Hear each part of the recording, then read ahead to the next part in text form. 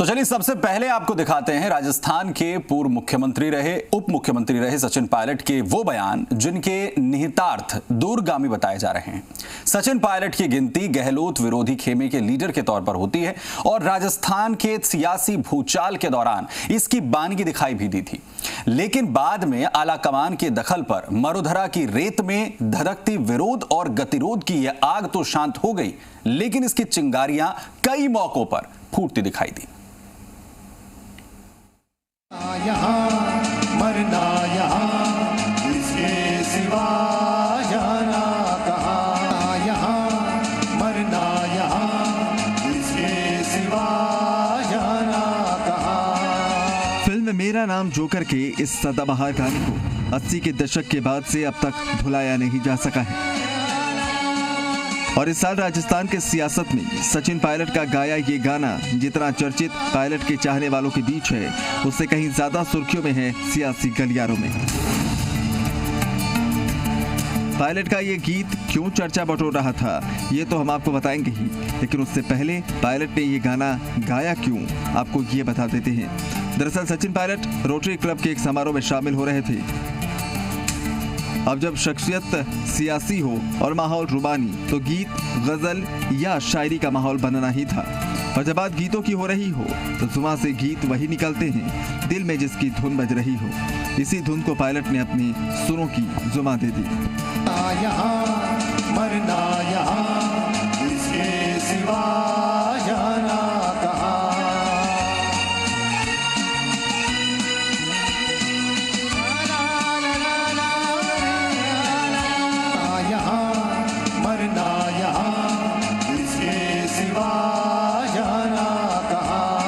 सचिन पायलट ने राज कपूर की फिल्म मेरा नाम जोकर का गाना जीना यहाँ मरना यहाँ इसके सिवा जाना कहाँ, ये गाना गाया।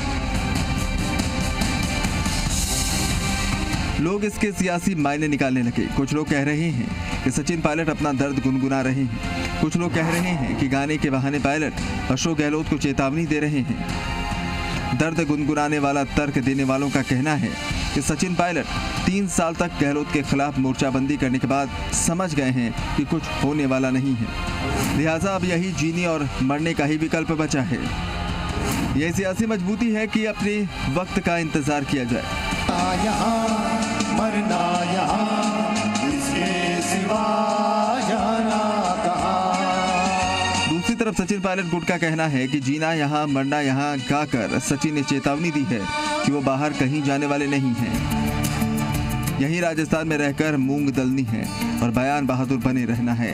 हालांकि पायलट कांग्रेस में ही जीने और मरने की बात कर चुके हैं। सचिन शायद कहना चाहते हैं कि आलाकमान को सचिन जैसे नेताओं की कदर करनी चाहिए, सम्मान करना चाहिए।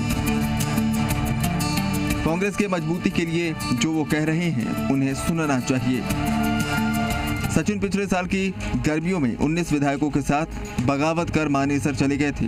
तब कहा जा रहा था कि बीजेपी में जाने की तैयारी है, लेकिन सचिन पायलट हमेशा कहते रहे कि वो तो आलाकमान तक अपनी बात पहुंचाना चाहते थे, लिहाजा मानेसर गए जो दिल्ली से सटा हुआ है। उस समय सचिन उप मुख्यमंत्री भी थे और प्रदेश कांग्रेस अध्यक्ष भी, लेकिन उन्हें मलाल था कि जरूरी फाइलें उन तक नहीं पहुंचती। अशोक गहलोत उनका अपमान करने का कोई मौका चूकते नहीं है। इस बीच बात आई कि सचिन को महासचिव बनाकर दिल्ली बुला लिया जाएगा, किसी बड़े राज्य की कमान सौंप दी जाएगी, लेकिन सचिन शायद राजस्थान में ही रहना चाहते हैं क्योंकि उन्हें लगता है कि गैर मौजूदगी में कहीं गहलोत वापसी के दरवाजे ही बंद ना कर दे। इसलिए वो गा रहे हैं जीना यहाँ मरना यहाँ इसके सिवा जाना कहाँ। सचिन पायलट का ये गीत तो सुर्खियों में था ही। 8 अक्टूबर को रशीद किदवई की पुस्तक भारत के प्रधानमंत्री के विमोचन के दौरान दिया गया उनका एक और बयान चर्चित हुआ। सचिन पायलट ने कहा था कि मैं 50 साल तक यही रहूंगा, कहीं जाने वाला नहीं हूँ, सारे अधूरे काम पूरा करूंगा। आप चिंता मत करो, मैं 50 साल तक यहाँ पर हूँ। पायलट के इस बयान को मुख्यमंत्री अशोक गहलोत के 2 अक्टूबर को दिए गए बयान का जवाब माना जा रहा था। गहलोत ने कहा था, दिल्ली की मीडिया खबरें चला रही थी कि पंजाब के बाद राजस्थान की बारी है। ऐसे लोगों को रात को सपने में मोदी दिखता है। मुझे अब 15-20 साल कुछ होने वाला नहीं, जिसे दुखी होना है वो हो लो। सरकार पूरे 5 साल चलेगी और अगली बार रिपीट होगी। मैं धारीवाल जी को वापस इसी मंत्रालय का मंत्री बनाऊंगा। राजस्थान में सत्ता और संगठन में गहलोत और सचिन पायलट के बीच परस्पर पलटवार और ऐसे बयानों का दौर सुर्खियों में रहता है, लेकिन राजनीति के जानकार इस पूरे घटनाक्रम को अलग चश्मे से देखते हैं।